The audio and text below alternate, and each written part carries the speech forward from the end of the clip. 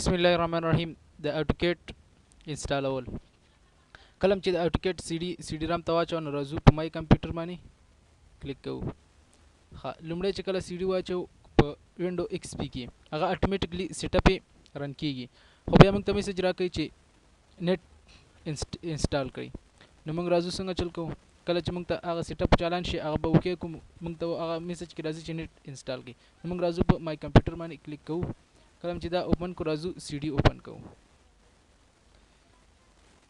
سی ډي مو چې اوپن کا پدې کې موږ سره ډو نیټ فارمیټ 1.1 دې باندې کلیک کوو اوپن کوو. کله چې دا اوپن کو ګوره دا موږ ځان سره انسټالو. صحیح شو؟ یس. دا سیټ اپ په روان شي.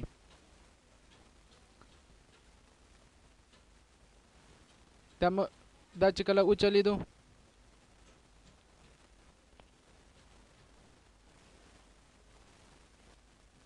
دا چې کله وچلیدلو یس یس او انسټال به کی. کله چې دا انسټال کو ګوره اوس موږ راځو دا موږ انسټال کړی دی، مخکې مې انسټال کړی ځکه مې اوس کینسل کړو.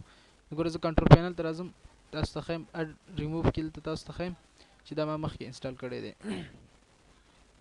ګوره مایکروسافټ نیټ فارمیټ 1.1 دا ما سره انسټال شلو، 14.1 MB ځای ونیولو. کله چې دا ما سره انسټال شلو بعد لاغې څخه اوس څنګه چل کوم. سی ډي به په سی ډي رام کې وي ابه نو باسي. راځي به مای کمپیوټر به اوپن کې.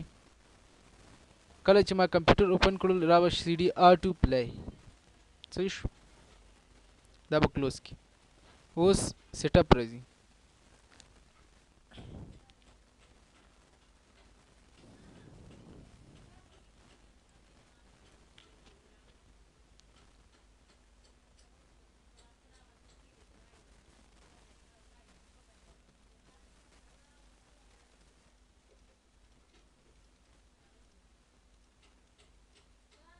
نیکس به کې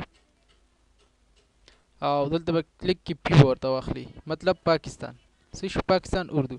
دلته به ته آی ایکسپټ نیکس. دلته به ته سیریل نمبر ورکړي، دا د سی ډي رام په پوښ باندې وي.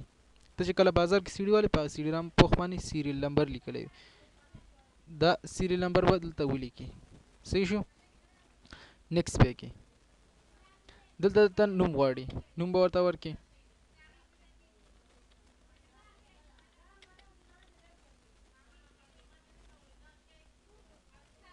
او دا لاندې دغه به ورته ورکړي انفارمیشن نیکس فل ورته وایي چې فل انسټال شي. نیکس بعد له هغې نه ته کولی شي براوز په واسطه ورته کوم ځای کې فولډر جوړ کړي، ډیسکټاپ باندې هر ځای کې ستا زړه وي هغه ځای کې انسټال کړي هلته ورته فولډر، او که نه چې ډایرکټلی په سی ډرایو کې پروګرام فایل کې د انسټال شي نو بس همدا ورته پرېږده او نیکس وکړه. ښه ډسپلی د اټوکیټ شارټکټ په ډیسکټاپ باندې آیا د اټوکیټ راوړي او زه ورته هم راوړم، بس نیکس کا.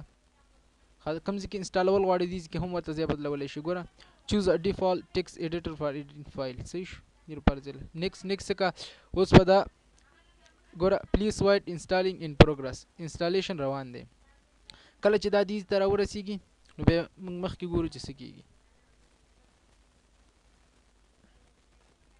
دا لږ انتظار غواړي.